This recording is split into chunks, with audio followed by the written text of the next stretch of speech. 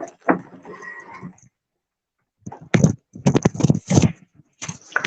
And welcome to SDCM. मैं Abhishek Soni present कर रहा हूँ बीकॉम फर्स्ट ईयर। स्टैटिस्टिक्स का एक इम्पोर्टेंट क्वेश्चन सॉल्व करने वाले हैं आज हम। एक्चुअल में जियोमेट्रिक मीन क्या होता है इसके बारे में हम काफ़ी कुछ पढ़ चुके हैं। Individual series and continuous series के लिए जियोमेट्रिक मीन कैसे कैलकुलेट करते हैं ये हम देख चुके हैं। इसका एक एग्जाम्पल आज एक और क्वेश्चन लेते हैं कंटिन्यूअस सीरीज का।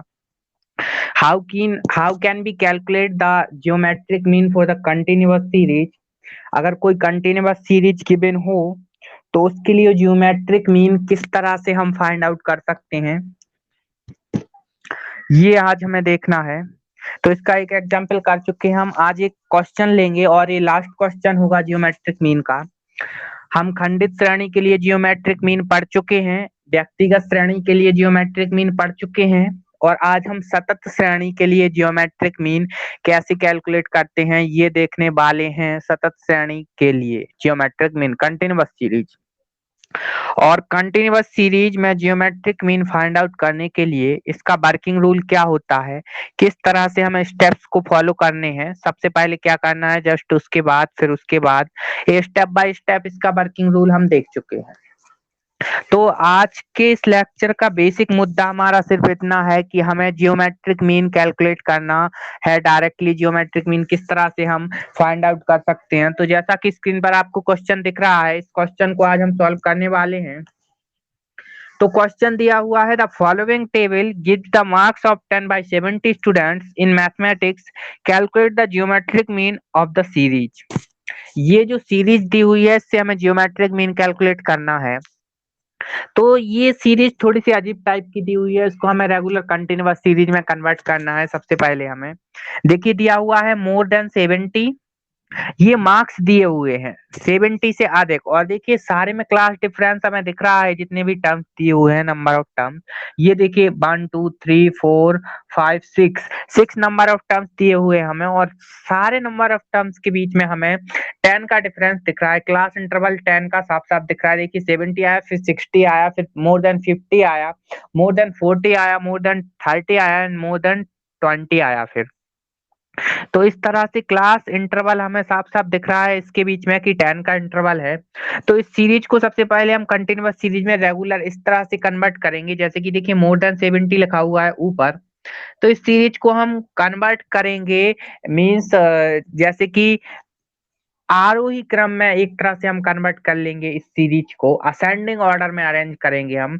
तो नीचे से इसको हम ऐसा लिखेंगे जैसे मोर देन 20 है यहाँ पे, तो मोर देन 20 आया, फिर मोर देन 30 आया, मतलब 20 और 30 के बीच में बात हो रही है। अगर हम मोर देन 20 की बात करें तो अगर हम मोर देन 20 की बात करें तो 30 और 20 के बीच वाली बात हो रही है। तो इसको हम कन्वर्ट करेंगे कुछ इस तरह से, मोर देन 20 को लिखेंगे 20 to 30 और इसको हम असेंडिंग ऑर्डर में अरेंज करेंगे तो इसको ऊपर लिखेंगे 20 to 30।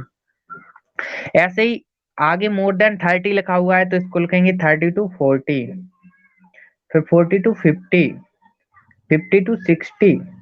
इस तरह से हम इसको अरेंज करेंगे असेंडिंग ऑर्डर में और इस तरह से हमें सीरीज मिल जाएगी। और ये देखिए इस तरह से हमें इसको अरेंज करना है कुछ इस तरह से। देखिए ये देखिए 20 to 30, 30 to 40, 40 to 50, 50 to 60, 60 to 70 and 70 to 80। इस तरह से हमें इसको अरेंज कर लेना है। अब बात करते हैं नंबर ऑफ स्टूडेंट्स की। तो ये नंबर ऑफ स्टूडेंट्स जो दिए हुए हैं ये हमारी फ्रीक्वेंसी की वैल्यूज होंगी यहाँ पे।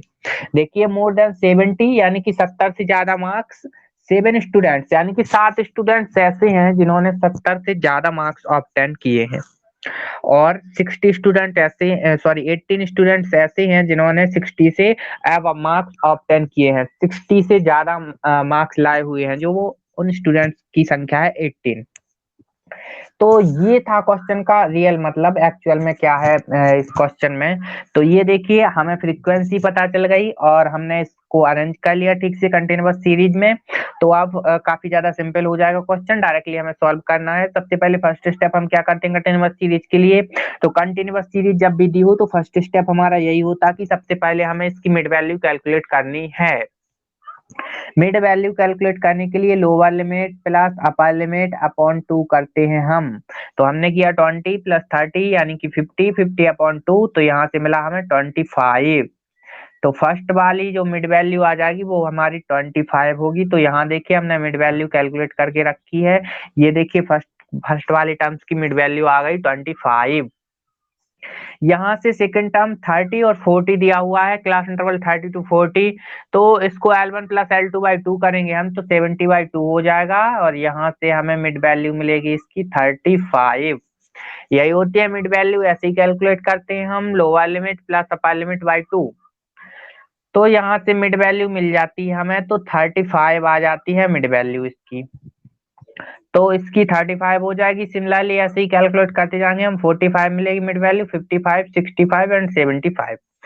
सिंपली हम ऐसे भी कैलकुलेट कर सकते हैं, जैसे कि क्लास इंटरवल 10 का दिया हुआ है हमें, तो ऊपर वाली मिड वैल्यू हमने कैलकुलेट कर ली 25, और बाकी सारे में 10 हमें ऐड करते जाना है लास्ट में।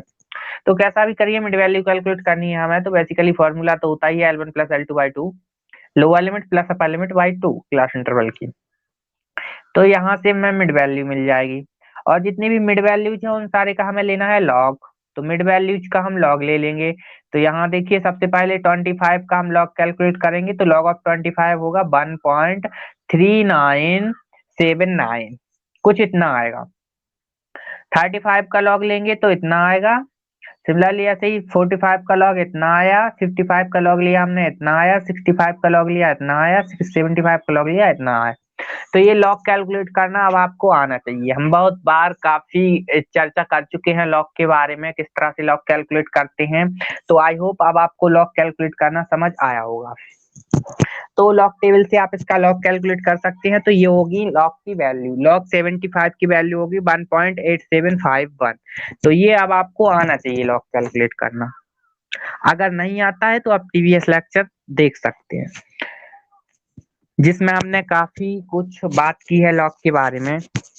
तो ये देखिए इसके बाद हमें क्या करना है, फ्रीक्वेंसी से मल्टीप्लाई करना है f इंटू लॉग एक्स की वैल्यू कैलकुलेट करने के लिए। ये देखिए f इंटू लॉग एक्स की वैल्यू कैलकुलेट करने के लिए हमें इस f से मल्टीप्लाई करना पड़ेगा लॉग एक्स की वैल्यू का। तो हम f into log x calculate करेंगे, तो देखिए इसका मल्टीप्लाई किया हमने इससे, इसके सामने वाली फ्रीक्वेंसी से, तो आया कुछ 9.7853। सिमिलरली ऐसे ही हमने 23 का मल्टीप्लाई किया इसके सामने वाले लॉग एक्स की वैल्यू से, तो आया 35.5143। सिमिलरली 0 से मल्टीप्लाई किया इसके सामने वाले लॉग एक्स की वैल्यू से, तो यहाँ पे कुछ नहीं, 0 से मल्टीप्लाई करेंगे किसी भी नंबर का तो 0 ही आएगा। 22 का मल्टीप्लाई किया उसके सामने वाली वैल्यू से, तो ये आया इतना इतना 3। यहाँ से मिल गई हमें f इंटू लॉग एक्स की वैल्यूज। अब निकालना है हमें summation of f into log x, sigma f into log X की वैल्यू कैलकुलेट करनी है हमें।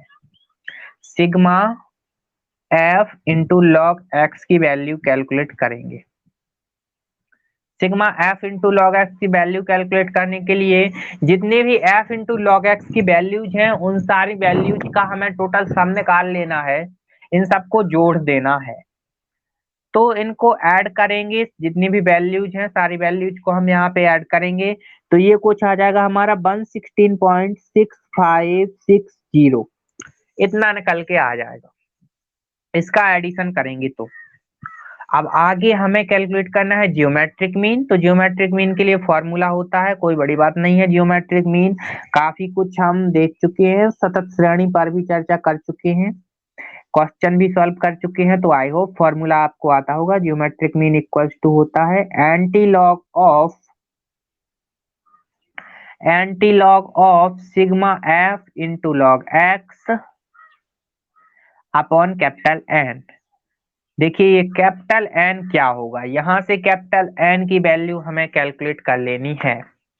कैपिटल एन की वैल्यू जब भी हम कैलकुलेट करेंगे उसके लिए हमें क्या करना होगा, कैपिटल एन की वैल्यू कैलकुलेट करने के लिए टोटल जितनी भी फ्रीक्वेंसीज दी हुई हैं उन सबका टोटल सम निकाल लेना है। फ्रीक्वेंसीज का टोटल सम ही होगा हमारी कैपिटल एन की वैल्यू। तो ये देखिए 7 प्लस 23 ये हुआ 30, 30 प्लस 22 हुआ 52, 52 प्लस 11 ये हुआ 63, 63 प्लस 7, तो यहाँ पे कैपिटल एन की वैल्यू आ गई 70। कैपिटल एन की वैल्यू हमें मिल चुकी है, फॉर्मूला हमारे पास है, ये देखिए geometric mean equals to antilog of sigma F into log X upon capital N. Value put कर देंगे, आंसर निकल के आ जाएगा। तो जियोमेट्रिक मीन यहाँ से क्या निकल के आएगा देख लेते हैं। Geometric mean equals to antilog of,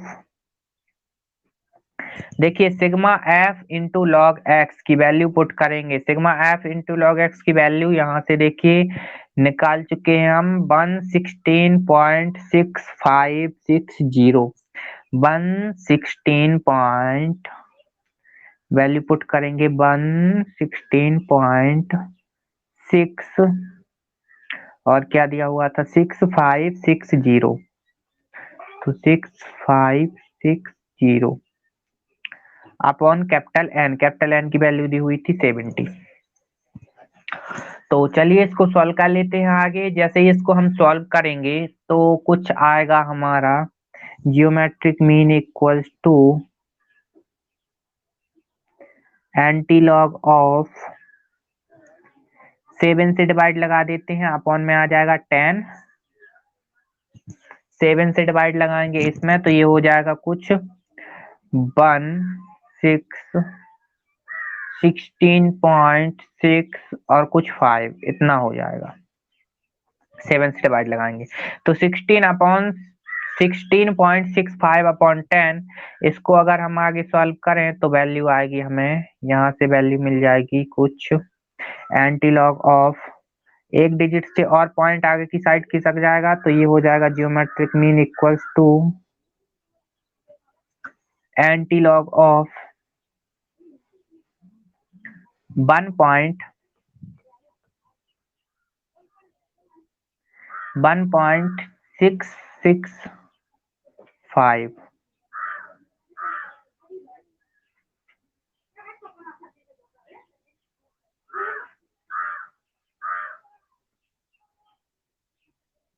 कुछ इतना आ जाएगा। ये देखिए पॉइंट यहाँ से 10 से इसको डिवाइड लगाए तो 1.665 हो जाएगा ये। तो यहाँ से हमें इसका एंटीलॉग ले लेना है, वही हमारा आंसर हो जाएगा। और जब हम इसका एंटीलॉग कैलकुलेट करेंगे तो अब आपको एंटीलॉग कैलकुलेट करना, आई होप आपको पता होगा किस तरह से एंटीलॉग कैलकुलेट करते हैं, क्योंकि इसके बारे में हम काफी बात कर चुके हैं किस तरह से हम एंटीलॉग कैलकुलेट करते हैं एंटीलॉग टेबल से। तो इसका जब हम एंटीलॉग लेंगे तो इसका एंटीलॉग आएगा 46.39, 46.39 और यही हो जाएगा हमारा जियोमेट्रिक मीन।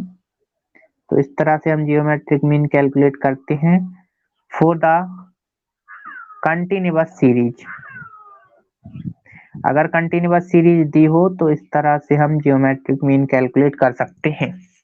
तो आई होप आपको समझ आया होगा जियोमेट्रिक मीन किस तरह से कैलकुलेट करते हैं, कंटिन्यूअस सीरीज दी हो या इंडिविजुअल सीरीज दी हो, सारी सीरीज हम पढ़ चुके हैं तीनों। इसके लिए फॉर्मूला क्या होते हैं, इसका वर्किंग रूल देख चुके हैं, एग्जाम्पल्स भी सॉल्व कर चुके हैं। तो आई होप आप कोई प्रॉब्लम नहीं होगी आपको। तो ये हमारा लास्ट क्वेश्चन था जियोमेट्रिक मीन का। आगे हम बात करेंगे नेक्स्ट लेक्चर में हार्मोनिक मीन पर। तो हरात्मक माध्य पढ़ेंगे हम नेक्स्ट लेक्चर से। तो आज के लिए इतना ही, मिलते हैं नेक्स्ट लेक्चर में। Thank you.